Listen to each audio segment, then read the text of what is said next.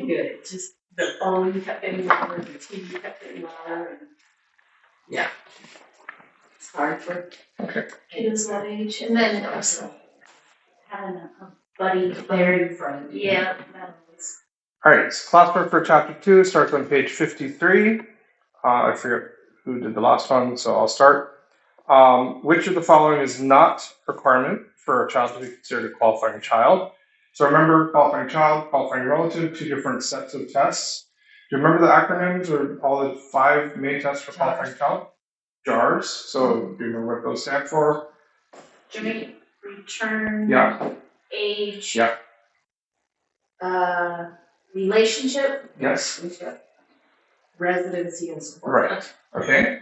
And so just to run those down again real briefly, joint return says your child must not be married and filing a joint return. Certain exceptions apply.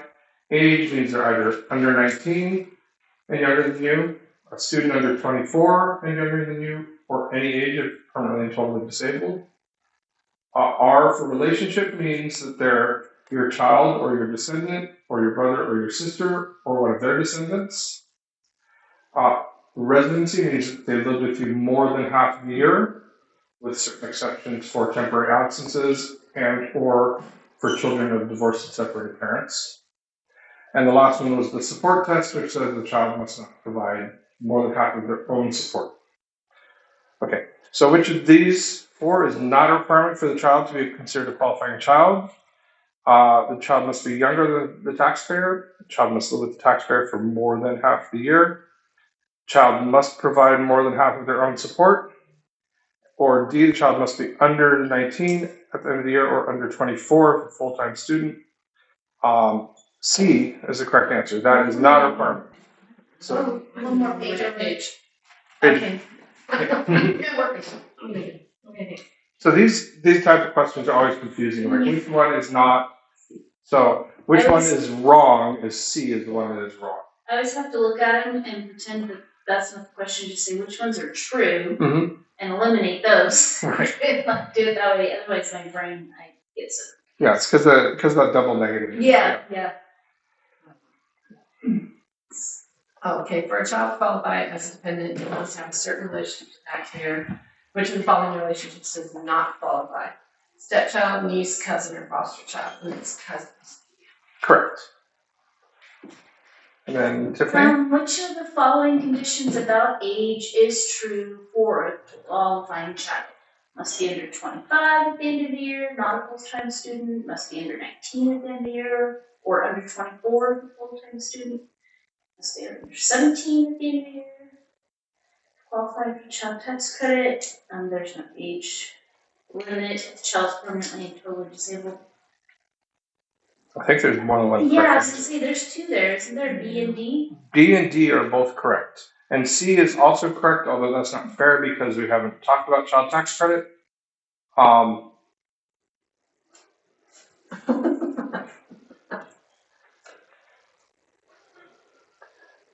Yeah, although the slides only highlighted B. B, C, and D are all correct. So must be under 17 and you're qualified for the child tax credit. Okay. Yeah, when we get to child tax credit, which is I think chapter 5, child tax credit, in order to qualify for child tax credit, they have to be a qualifying child and they have to be under 17. So like your 18-year-old, 19-year-old, 20, 21, all the way to 23-year-old, they can be a qualifying child, but they don't get the child tax credit. So there's a little bit of confusing terminology there. Yeah, okay. Yeah. All right. Number 4, if 2 parents who are not filing jointly both claim their child as a qualifying child, which IRS rule is applied? Okay, so both people involved, so we're looking at the tiebreaker rule. Both people involved are the child's parents, which means that neither one has precedence over the other by virtue of being a parent, but they would get free choice between them. But it says they both want to claim a child.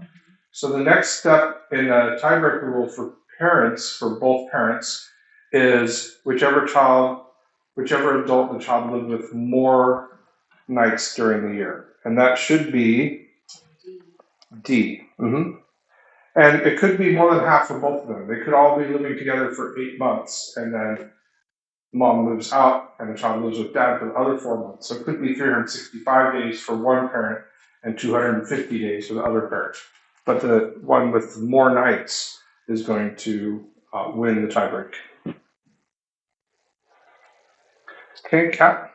The taxpayer's 22-year-old brother, who is not a student and earned $5,000 during the year, lived with the taxpayer all year. Can the taxpayer claim him as a qualifying child?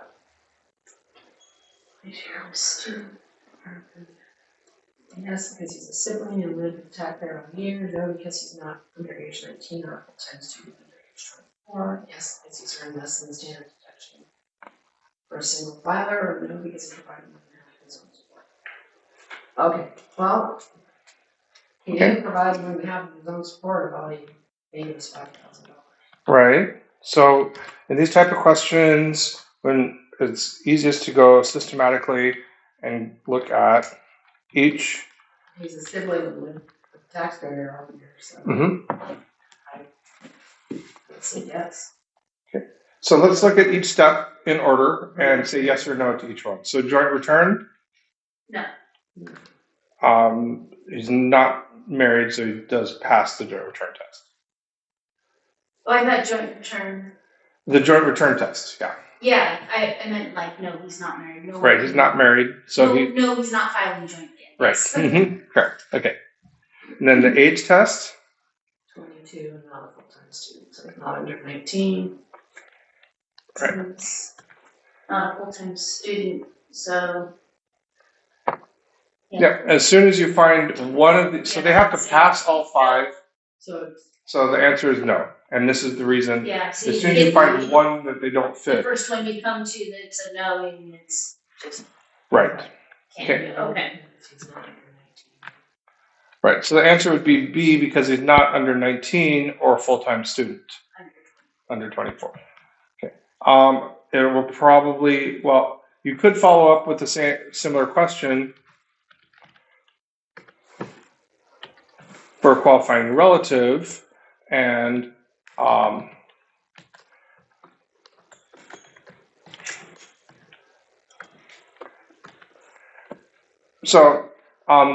the classwork doesn't ask this, but could he claim his brother as a qualifying relative? This question was about qualifying child, and we go through each step, each test in order again. Qualifying child, or technically not a qualifying child, right? And so that's fine.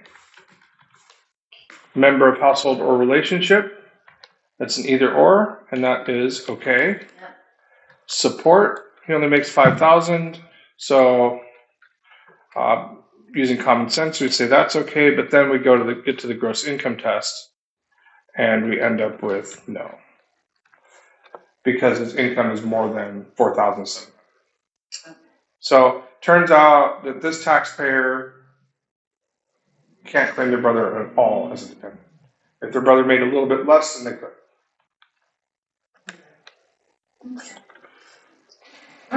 Okay, so which of the following is not a test for determining qualifying relative?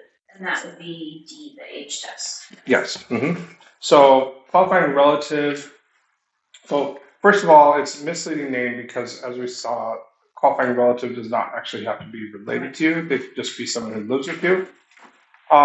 Secondly, qualifying relative I usually think of as either claiming unrelated people, like your boyfriend or girlfriend and their kids, or claiming adult dependents. So it could be your 35-year-old son who lost their job and moved back in with you, or it could be your parents or your older siblings. So there's no age test. It can be adults of any age. Okay, number 7, under the gross income test for qualifying relative, the person's gross income for the year must be less than, well, A and B are both correct technically because it's A. A is the answer. But it used to be when there was a personal exemption, you got to deduct a certain amount of money for having a dependent. That's where the 4,700 comes from. It comes from that calculation. When they changed the tax law, they said that we're going to keep this number and keep it going, but you don't get to deduct it. So you still have, there still exists a personal exemption of 4,700, except nobody's allowed to claim it. So technically B is correct, but A is more correct. When it comes to income, does child support count? Child support does not count. Okay, so like if somebody's living with their parents and they're only getting child support and it's less than 4,700. Yeah, it doesn't matter how much it is. And It that's for doesn't the count year, for it. right? Mhm. But it doesn't matter because it doesn't count. Right. Right. So when we're talking about gross income, we only talk about income that is subject to tax. So we don't, that's one reason we don't count Social Security. When we get into more detail on what is taxable and what's not, child support is not going to be taxable. Life insurance proceeds will not be taxable. So, you know, if your daughter's husband was killed in a car wreck and she's collecting on his life insurance, but she moved back in with you, you don't have to count the life insurance as gross income. So even though there may be $500,000 in the bank for her to use for her and her kids' needs, It's like it's not doesn't there. count as income.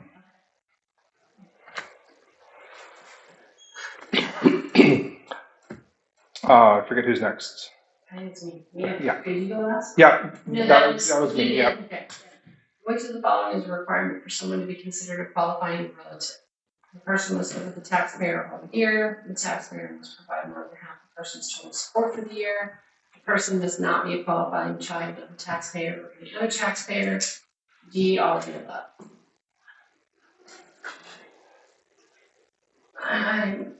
I like B, but it's probably D, all of the above, because D, all of the above is there. Yeah, I don't think it can be D, all of the above, because A A is wrong. They Yeah. don't have to live Oh, with you. it's more than half then. It doesn't have to be all year, right? It does have to be all year. If they're not related to you, they have to live with you the entire year. But if they're related to you, they don't have to live with you at all. So it's not. If they had put in the person must live with the taxpayer all year or be related to you, then A would be correct. B is correct. C is also correct. I think B and C are both correct, except for B, there's a small exception for multiple support. I have a suspicion that the slide's going to say D, but it's wrong. It does, it says B. Yeah. That's okay. I liked B better.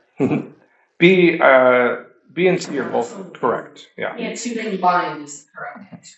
Yeah, and that's why we like to have these classes in person instead of self-assessment, because we'll get to those. Sometimes the assessments are wrong. All right, Tiffany, C or number 9. Can a taxpayer claim a friend as a qualifying relative if the friend has lived with them all year and meets all the other tests? And I would, see, yes, if the taxpayer provided more than half the friend's support, because that would be the last of the qualifying tests. Yeah. Is the support one. The friend does not have to be related to you. Okay, and number 10, taxpayer is supporting their 25-year-old child who is not a student and made $4,000 during the year. Can the taxpayer claim the child as a qualifying relative? And we would go through these tests for qualifying relative. That's okay.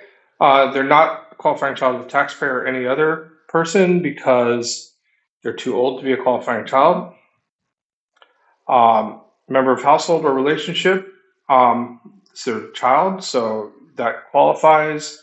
Support test, it says the taxpayer is supporting their child, so that passes. And then the gross income test, because their income is under 4,700, they qualify for all 4 tests. So yes, the taxpayer can claim a 25-year-old child, but which of these answers is most correct?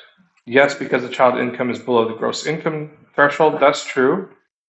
No, because the child is over the age of 24. That's false. And C, yes, if the taxpayer provided more than half the child's support. That's also correct. Since A and C are both correct, it should be D.